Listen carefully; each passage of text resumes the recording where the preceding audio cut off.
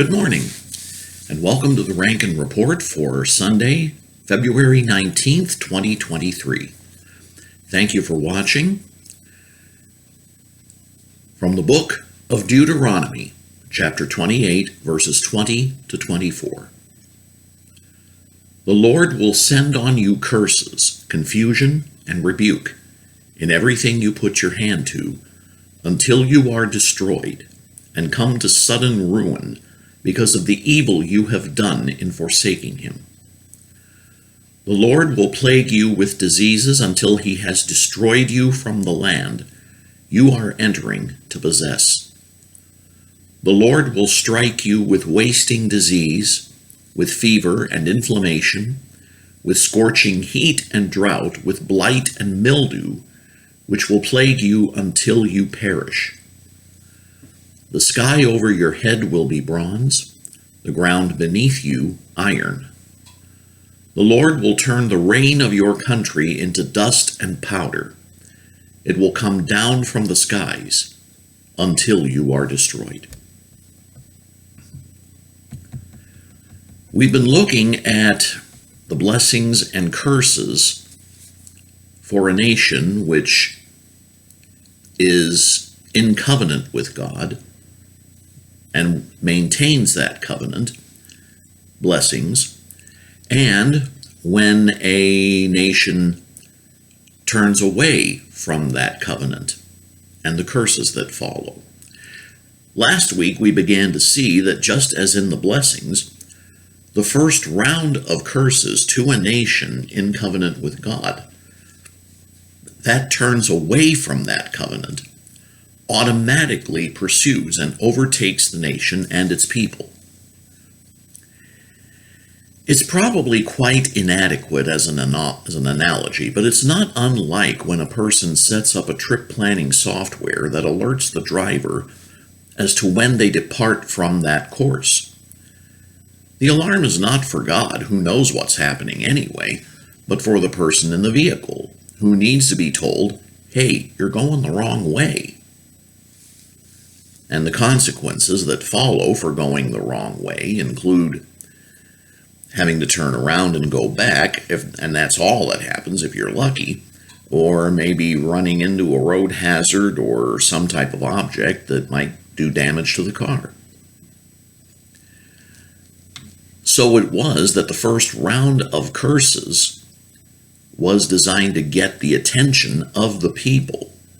You're leaving the covenant, folks. Get out of that and get back on track. The next step in the process is where God begins to personally take action.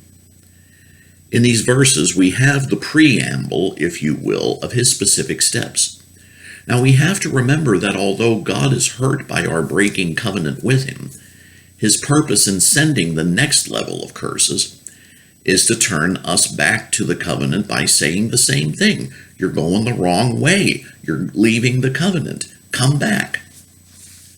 Now, if you read the Old Covenant prophets, many of their messages, their mission, if you will, took place during times of Israel walking away from the covenant.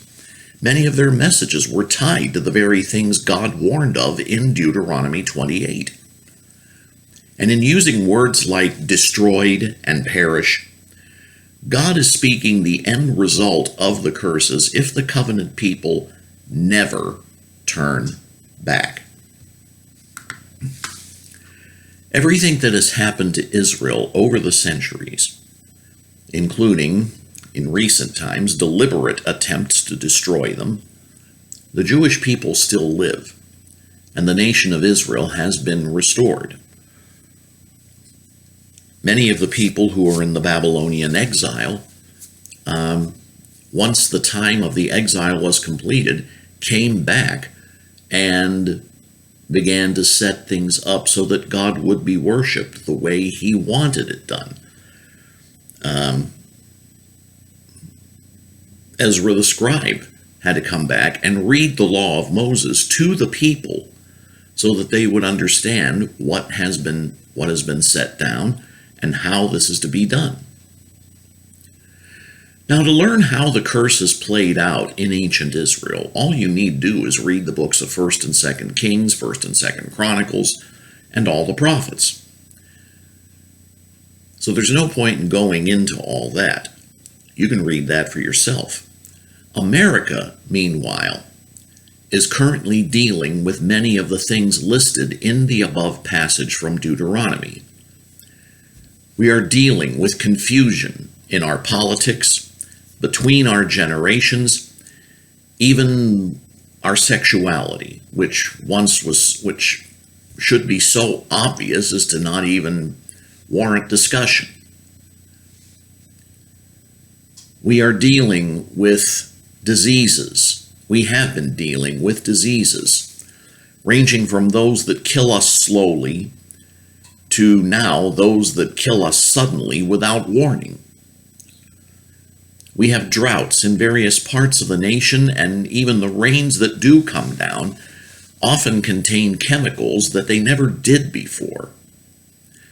Those of you who grew up in the 70s and were told about the experience of acid rain, which is still taught in the schools, by the way, you understand what happened with that.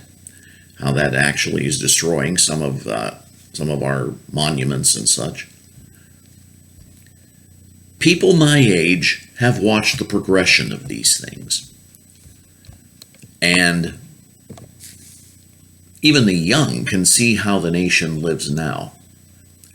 I believe that, despite the half-truths and outright lies they are being taught officially about America now, they can see that we are a great nation, but we are troubled.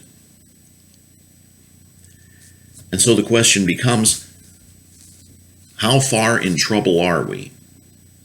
How far along the path of the curses have we gotten? We're in that second level now. And we'll take a closer look at how this plays out, and if there is no turning back to God, what we can expect. And we'll see how that plays out next time. No king but Jesus, independence forever. That's the Rankin Report for Sunday, February 19th, 2023. God bless you. Have a great day.